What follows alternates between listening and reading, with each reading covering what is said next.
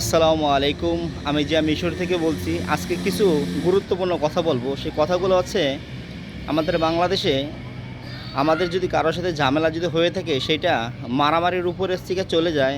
আর মিশরীরা যেদের যত থেকে ঝামেলা সৃষ্টি হোক না কেন, এরা মারামারির ভিতরে জড়ায় না। কেননা এরা মারামারি কাকে বলে এটা হচ্ছে এরা জানে না। আর এরা মুখের ভাষায় খালি হচ্ছে চিল্লাপাল্লা করে। আর সহ্য না করতে পারলে তখন মাথা দিয়ে মাথাকে টাক মারে। আর যে যত পারে তার দোকানে অথবা তার মাল সামানা ফালিয়ে দেয়, কিন্তু তারা শরীরে সহজে কেউ টাচ করে না।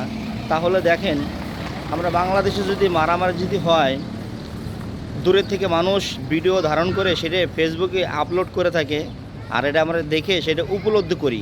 তাহলে মিশর আর বাংলাদেশের ভিতরে কত এই ব্যবধান দেখেন। এরা মারামারি করতে চায় না। আর কেউ যদি এসে ঝগড়ার সাথে যদি জড়িয়ে যায়, যদি মারামারির উপরে যদি যেতে চায়, মারামারি এই দেশে হচ্ছে গিয়ে মাথা দিয়ে মাথা টাক মারে।